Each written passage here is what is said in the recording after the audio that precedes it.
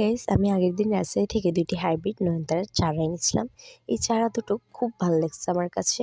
আর এই ফুলগুলো খুবই সুন্দর। আমার কাছে আগে থেকেও আরও ৩টি গাছ আছে বিভিন্ন কালারের, সেগুলো হাইব্রিড কালার। আর এই বক্সটাতে আমি এগুলো সেট করব। যেহেতু ছোট গাছ, তাই আমি ছোট বক্সটাতেই ছোট টবেই সেট করব।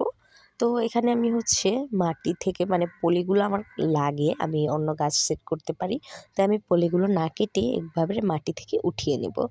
আর দেখো, নয়নতারাগুলো কিন্তু মাটিগুলো কিন্তু খুবই ভালো এবং গাছগুলো খুবই শক্ত আছে। আর আমি নয়নতারা ফুল খুবই আমার কাছে ভাল লাগে।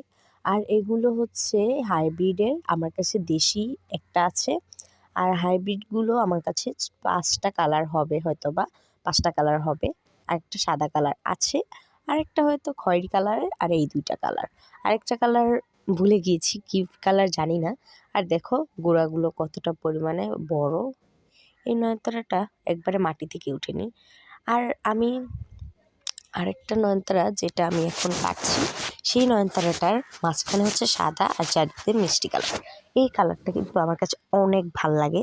আর এগুলো আমি কাঁচি দিয়ে ভালো করে তুলে নিব গাছটা, যাতে গাছের কোনো ক্ষতি না হয়। আর ওই গাছটা আমার কাছে খুব ভাল লাগে। আর আমাদের বাড়িতে যেন গাইস চোরের অভাব নাই, সব ফুল চুরি করে নিয়ে যায়।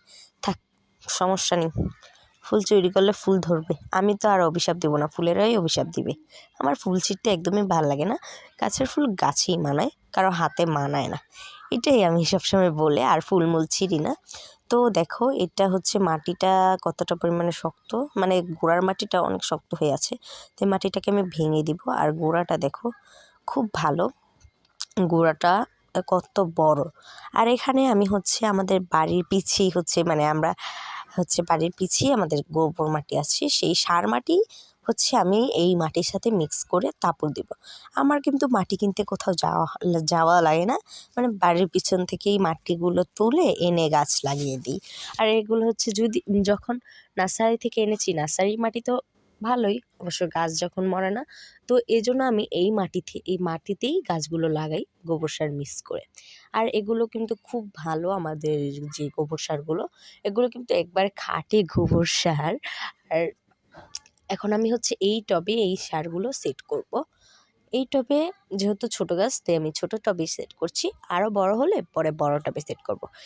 জানো, এত গাছ লাগিয়েছি, তাই আমার কাছে এখন অবশিষ্ট কোনো টবই নেই, তাই এই টবে শেষ করছি। পরে আমাকে আবার টব কিনতে হবে বা বোতল কেটে টব বানাতে হবে। তো এই টবে আমি গাছগুলো সেট